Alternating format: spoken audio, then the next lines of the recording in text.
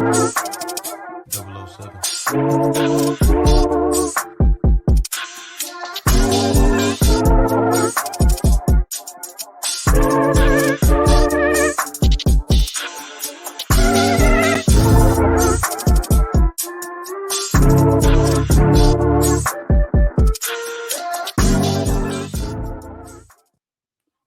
Hey, what up, everybody? It's your man, Dame the NYDC. Two mics up, brand new episode. And, tonight, special guest. This gentleman has really been uh, popping, and been in a lot of different things. He's a New York native, and he's taking some time out tonight to sit down and rock with us. You've seen him in TV and films like, Here We Go Again, Daddy's Home. I believe it was You Can't Fight Christmas, I think was the name of the title. Let me get it correct. And many of you probably will recognize him and really identify with him, as his role of Omar Kearse in Single Ladies. And I'm going to bring Travis to the screen. Travis, my brother, thank you so much for taking time out, man, and sitting down with us tonight. How you doing this evening? I'm great. Thank you so much for having me. It's always a pleasure to talk to people, who are familiar with my work. I appreciate that. Thank you. Yeah, you reminded me during that intro. I was like, hey man, you have a very extensive arc, both in film and TV.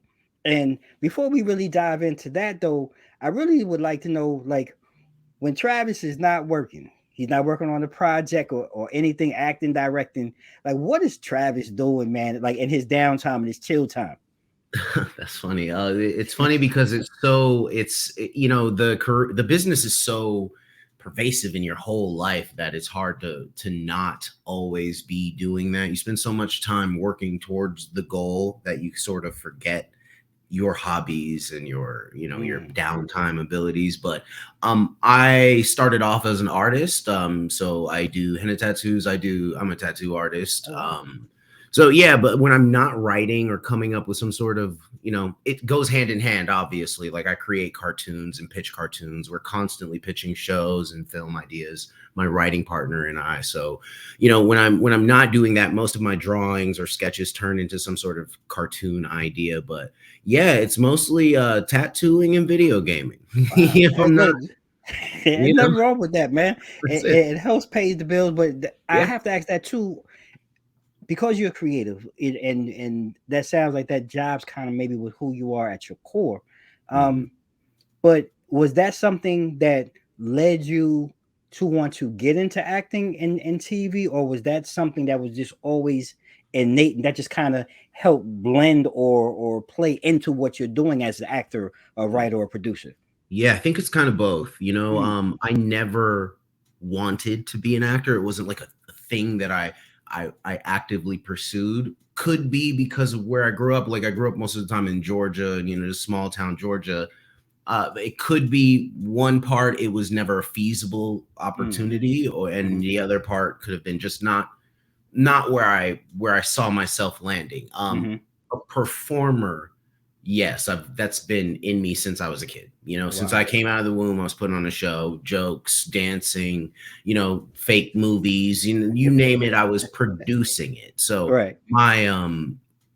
my goal was more of a producer and Mm, director. I didn't mhm. know that and what those things encompass, which is directing, acting. So acting was always a means to an end to the business, to get Right. into the business. I knew I wanted to make things for people to be like, I like that. Whether that was a dance or a song or a script or whatever it is, that little feeling of, oh, that was good, Right. is nice. And I always wanted that. So I chased that all my life, whether I knew that or not. And Mm. but my degree in college was astrophysics. That's what I went to college for.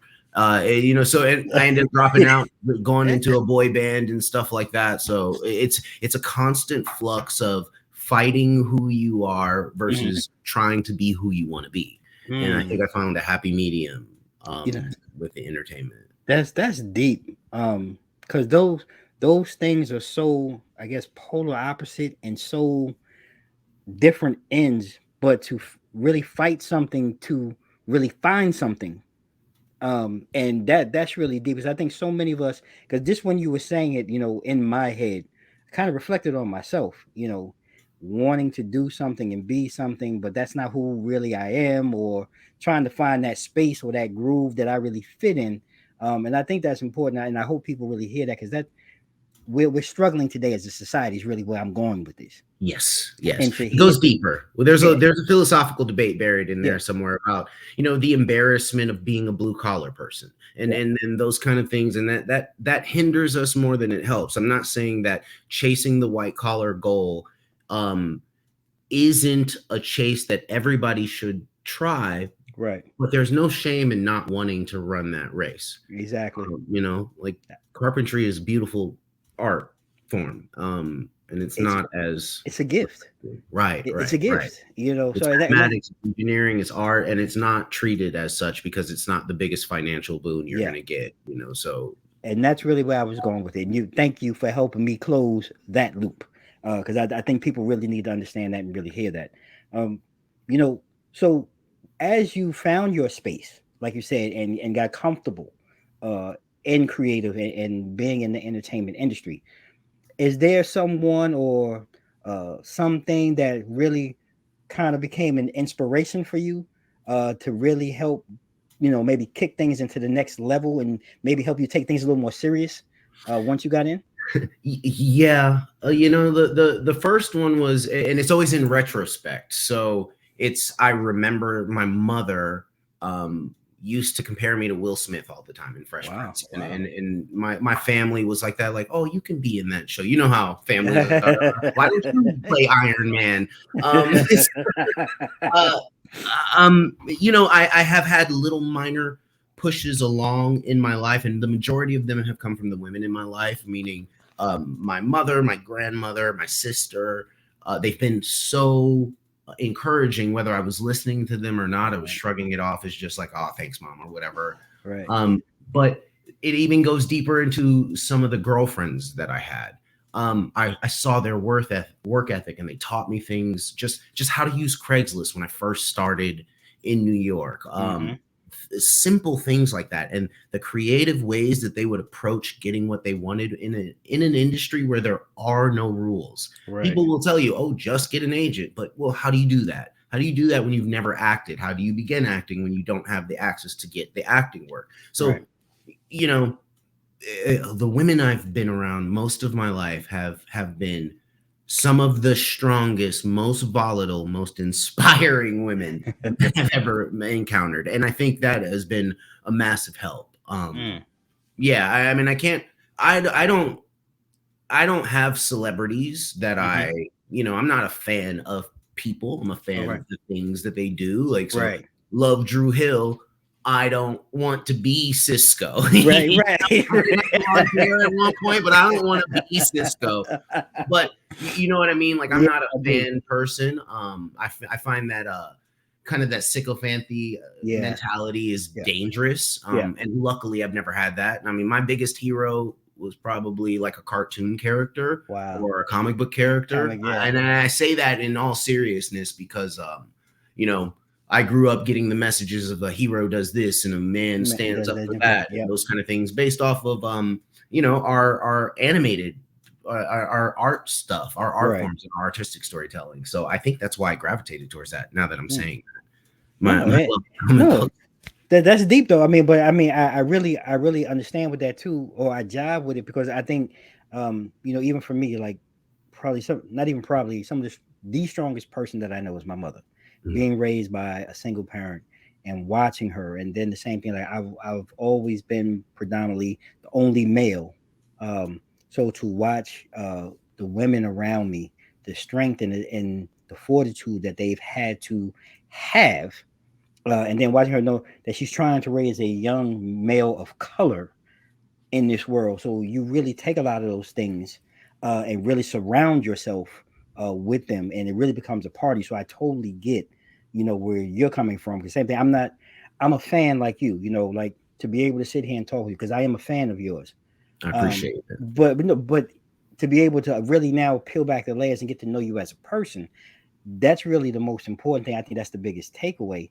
Now I can say, Yeah, I can say, yeah, I know Travis Winfrey. Not Yeah. know him, but I know Travis. Right, which is the most dangerous part about getting to know your heroes or a fan Right. or a celebrity. And I think a fictional celebrity is artificially flawed Yes. when real celebrities are Regular just people. regular people on camera. Yep. And that's dangerous to idolize them, Yeah. I because agree. we're all flawed. I'm garbage at a lot of stuff. I'm just trash at a lot of things and in my life and everything, like you don't Right. want to know. It's Right. just Right. yeah, I find it easier to get the morals that we're searching for Yeah. or the lessons we're searching for Yeah. in a structured form, which comes from the storytelling part of it. So Man, the fictional heroes are always going to be better I than couldn't agree with you more. I'm awesome, but I'm not as good as Spike. I got it.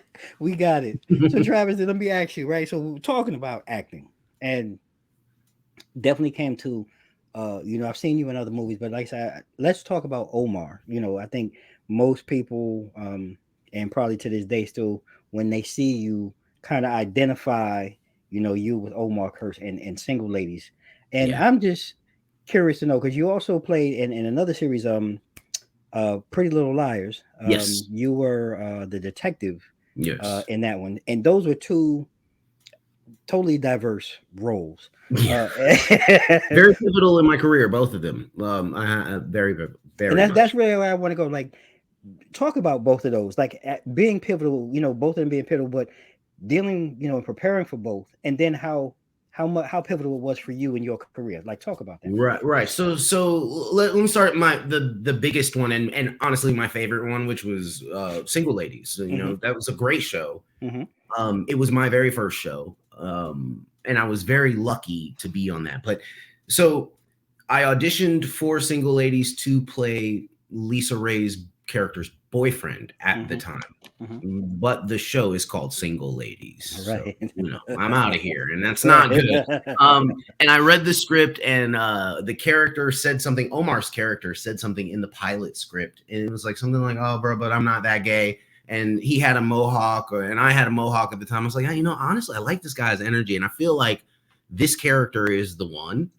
And I asked my manager at the time, do you mind if I read for this part? Mind you, I already booked this other part, which is a Right. big no-no. Don't Right. don't book something and then ask for something else, right? Right. So I didn't know that at the time. Right. And I asked him, hey, you mind if I read for this character? I just think, I could do a good job at it. And nailed it. Right. Got it, I Right. guess. The character was only supposed to be in the first episode. And then it just kept going. Viral. Yeah, I just kept going. They kept asking me to come back, which was great. And these things take from the time we shot the first episode. I had gone back to Atlanta. I had taken 6 months off of the acting stuff. I did a few commercials, a few smaller things here and there, but it's hard. It's hard to get started, Yeah. especially later in life. Hmm. As a Black male, I started when I was about 25 or 26. And So that's what, and that's, I hate to say, but is that considered it's old. old? It's Wow, old. really? Yeah, it's old when you're trying to get started in the entertainment business. Okay. Okay. And specifically in the genre that I'm in, face acting. Okay. I'm not Daniel Day-Lewis. I'm a face actor. So Keep it real, right? I recognize my strengths and talents. But that taught me a lot because I had to fight for that part. I wasn't sure I wanted to keep doing the acting thing and making a kind of a rash decision and just taking the chance on saying like this feels right. Mm-hmm. And then after you book the part is something different because with acting there are two types of acting. You're acting to book the job, Mm-hmm. which is the auditioning process. Totally different type of acting. You're acting for different people. You're acting for casting directors, producers, agents, networks, and things like that. When you get the job, after that first scene, the scene you've practiced for 4 weeks trying to prep to get the job, what do you do after that for the next 32 episodes? Are you, because so many actors practice auditioning that by the time they get the job, they have no idea how to act. Wow. They don't have the ability to go on set, get a full script, memorize that, blah, blah, blah, put work into it. It's not the audition anymore. This is the show and it's all up to you. No one's going to tell you, no, that wasn't right. No, Wow. that wasn't funny. You have to bring a piece of you to it. And then I did. I feel like I tried to make that character. One of the major things that I wanted to do was not play a gay character, um, Mm, just to be a regular dude. right, And right. I because that's the only choice that I could make as an actor to make this character me and to Mm, not make it a copy of somebody else. right, So I kind of just have to be me and right. just go with it. Yeah, you And nailed it. it You worked nailed out it, well. bro. Yeah, you Thank you. you you Thank you you nailed it. You killed it.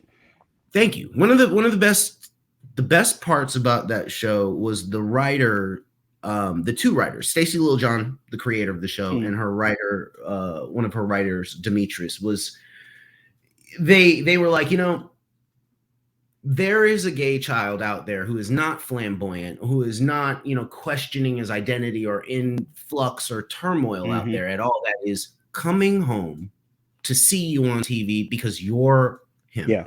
Yep. And, Mm-hmm. you're not the other representations of that. And that meant a lot. And I, Right. as the writer was, of course, writing this character based on some of his personality in his life. And then slowly they start to take some of your stories after they Mm-hmm. get to integrate it into them. But that was the reason why I love Single Ladies so much is because of that comment he made. He said to me was that there is someone who comes home from getting bullied at school, Sees you. and you're there, you're their moment of there's somebody like me. Yeah. There's somebody like me operating in this Mm. world, and I really appreciated that. That's And I, powerful. and That's I, and I powerful. felt That's powerful. And that too speaks though to the level of talent and commitment that you really put in, to develop that character. And you know, was Omar not only a part of you, but also other pieces of, maybe your life and people that you've also met oh, and weave absolutely, that yes, into? Yeah. absolutely. He's my. It's funny because New York. When I started doing, okay, because of course, let me back up. Actors do not put in that type of effort into something they don't have yet. Mm. That would be a psychologically damaging thing to do as for an actor, and a lot of actors do that. They Mm-hmm. invest so much into something that isn't theirs yet, Mm-hmm. and you shouldn't give it away for free. Right. Booking the part and then adding that special layer of like, how do I make this character more? Luckily, comes after you book the part, and I Yeah. thought a lot about how to make certain scenes realistic or work for me. And I just channeled my New York cousins. My Gotcha. cousins from New York, 125th Street. Look at that bag. Right. That's exactly how I did that. Right. Omar is a bird. That's how I'm like, that's how we do it. Because, all jokes aside, you kind of have to pull from real life. Yeah. We can't make up people. You only can pieces of people together that you Right. met before. Right. And I feel like Omar is like a combination of my family and all the funny people that I've ever met. Just, of Man. course, I'm mocking the writer when I do it too, because it's Right. him who's Right. writing. That's fun, But you to take that and actually take that the written part and give it life and give it breath. I Yeah. think that's really the art. And I mean, you really did that, and you killed it, playing Omar. Well, thank you. I mean, And I would love to take credit for that, but I have to give credit to everybody yes, else, the writer, the yes, directors, the editor. It's just them. It's all them. I'm just yeah, lucky. yeah. Hey, They well, just they Ben point the camera says, at me. I'm lucky. hey, sometimes it's better to have some luck than no luck at all, right? I'll take it any day of the week. So I want to ask then, because I imagine it's tough, right? Acting and doing what you're doing. Like you said, jokingly saying, at 25, 26, you're old for what you do. But I'm curious to know, like, let's say if, you in Times Square or somebody say, for the next week, we'll give you a billboard or you can post on social media a message. Mm. What would that message read? And what would it mean coming from Travis Winfrey? So the message that I would say, and I hate to recycle something I've said before, but do not let them round off your edges. Hmm. And I say that because we are all sharp, abrasive creatures, and that's what Hmm. makes us who we are. We all have a racist friend, that we tolerate. we all have Yeah. we all have that person that we keep around because they're rough, they're Yeah. abrasive, but they're genuine. Mm-hmm. And that's what sells them on us, like, Right. oh, that's just so and so. Right. Hollywood and any sort of machine will has a tendency to grind you down. Some of us, we do it to Mm, ourselves too. Like, oh, true. I didn't book that job because my hair isn't this way. I didn't Yep. book that job because I am not like this person, or when you're watching a show that you're about to act on, you watch the whole season of the show Hmm. and you just try and fall into place with the other actors and the tone Right. of it. And that's dangerous. Mm, Whether they say yes or not, their loss. Keep your right. edges. Mm. And that's the it's there's a lot in that message, but There is. the the core of it is don't let anybody take away from you the reasons why you got here in the first place. Hmm. And if you're a That's deep. smoker, you fucking smoke. If Right. you're a Right. smoker, you cuss. Like, keep Right. doing you. There are no rules to it, and anyone who tells you that there are, it probably isn't making it right now, or Right. they're a gatekeeper. Man, that is so, man, on so many levels. I mean, we can go on that, but I appreciate that because it is so true.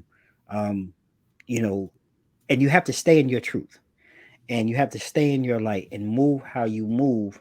And talking about that, staying in your light and staying in how you move. You've transitioned TV, film. You know, what else? Because you are a creator and a creative. Is there anything that you're working on now that maybe you can share or talk about? Oh, I mean, look, so ever since I got into the business, like I said, I've been trying to pitch shows. I started with trying to pitch the remake of The Last Dragon. I'm Wow. from Harlem. I do martial arts. I'm light Wow. skin. I love anime. So progression. That was the first script that my writing partner and I got together to write and pitch. And we went to Sony and Motown and we did that. I learned a lot. Mhm. Um, there is a way to have a good project and still not get it made, things Wow. like that. So yes, there's always something I'm working on. Right now, we're just finishing up a hip hop whodunit murder mystery that we're gonna take to market Okay. probably starting next week. I've got an animated series called Fridge City about a piece of bread named Toast who turns into burnt toast when he gets mad. It's an allegory for being a black actor, and Wow. there's a lot of projects I have. I mean, I never ask an actor or a writer, "Hey, do you Hey. have anything?" Because I right here. Look, I got all kinds of notes. If you wanna read a I script. love it. I love it, man. But yeah, no, we're working, and like I said, I'm trying to. I I started off coming here wanting to be the black something, Hmm. the black whoever you name it. I thought I Right. was going to break down barriers. And I Right. thought I was going to be innovative with the ideas I'm pitching. So Mhm. even in this late stage in my career and in life, I am learning new lessons about I have to fight a different fight. There are Mm. politics in play. Um, and there are audiences that don't want to see some of the things that I think that we should see, that Right. we need to see as a Right. people. So I am fighting now more behind the scenes to get other people's things made. I've realized that I have to put some of my stuff on the back burner in order to uplift a couple of better projects that might be a little bit more conducive to my end goal. Mm. So yeah, so I have a lot of things working on. I'll send you a link to my slate if you want to see it. And also, kind of my thing is I like to not promote, and that's a detriment to my Yeah, I career. would say, yeah. I don't post. I'm not a talker about the things I have going on Hmm. because I feel like if you don't know it already, I didn't do a good enough job. I see what you're saying. That Hmm. yeah. I, So I mean, it, I it, I, I kind of come from. I mean, early on, first of all, this was not my idea.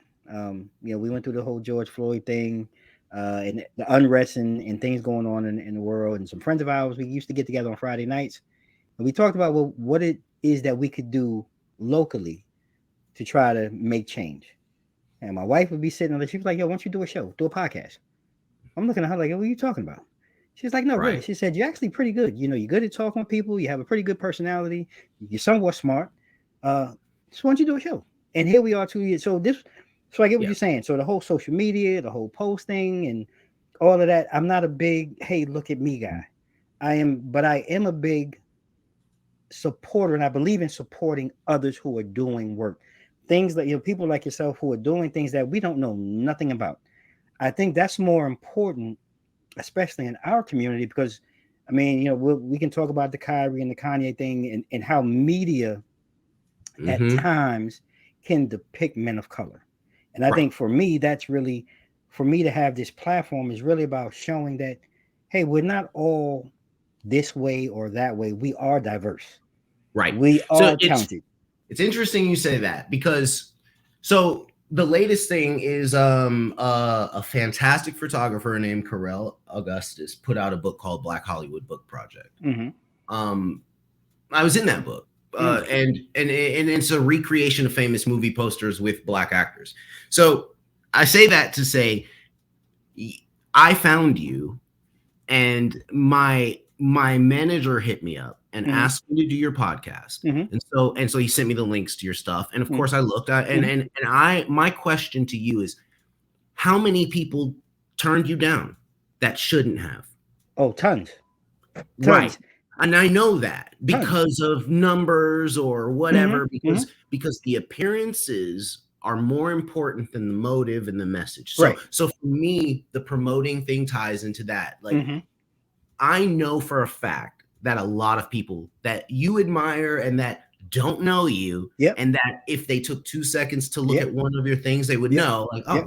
yeah, Yep. there's no support in those things. None at all. Like millions of people don't support our own or come Yep. out to do the what we would call lower tier things Yes. when like and I purposefully made sure my manager was. I'm like, no, I'll do it. And you know Absolutely. what's funny? Those celebrities who have said the same thing that you said. They understand and they get it. Where what we're trying to deliver and what we're trying to change the narrative here. And that's why I say it's really important, again, like you said, being a fan. I am a fan. I like your work. But it means that much more when I can have real conversation with you. And now hopefully other people can see, yeah, Travis is nice, but he's a real person. There's That's a why I want to do it. substance behind him. And Yeah, to me, there's that's nothing the to most. hide. Let's just talk about it. Like, yeah, it's not like a career defining or career ending thing to support. And that's point blank period, Travis. So I thank you for saying that, and I thank you for sharing that. Look, this has been a fabulous conversation, and we're coming up on the end. And before we close out, I just want to ask, if you can, I know you don't post a lot, but is there anywhere that like our audience can go? They can go support you, go follow you. I'll make sure that we put that all in the show notes when we Sure, I'm close gonna out. post this. I mean, I post things I do. I just like I don't post the things that I don't do. I definitely support. I will. You can follow me at Travis Winfrey on Instagram. See, I locked it down. I made sure I have my social medias. I just don't use them, but that's my choice. I Okay, know that's right. someone else can do it. So, yeah, it's just Travis Winfrey on IG. Instagram, and I think the dirty word is Twitter now. Yeah. Yeah, I don't use them, but I definitely will post. So I'm hoping that everybody will go to your YouTube channel and put it in the comment section stuff. I Like will. I respond to comments. You won't know it's me, but I do like to stir the pot in the comments in YouTube. Hey, I love it, man. I Yeah. really appreciate you taking time out, man. This is a great conversation. One of my best conversations, one of the best episodes that I've had. I thank you so much, man, and continue to Anytime. push you. And Literally anytime. If you ever need me to come in and just say some stuff, I'm here, man. Thank hey, you. It was a pleasure to meet you too. it was a pleasure to meet you too, man. And may you and your family have a safe and great holiday season. Oh, that's right. And It's Thanksgiving. yeah, it's that time. And we're filming this y'all at Thanksgiving. But you're probably going to see Travis around Christmas. We're gonna All have him right. around. We're gonna have him around. We're gonna get him around Christmas. But All make sure right, you man. guys tune in, ladies and gentlemen. Another great episode. You know how we do it this time. You can follow Two Mics Up online at www.twomicsup.com. You can follow us across all our social media, IG, Facebook, and Twitter. And yes, we are on YouTube, but don't forget we are also on Mogul TV. So make sure you check us out. Check out all my other Mogul TV creators and all the other shows. Drop us a comment. Let me know what you're thinking. All criticism is good criticism as far as I'm concerned. And like we always do, ladies and gentlemen, at this time, may you stay safe, stay blessed. Mike's out. episode 7.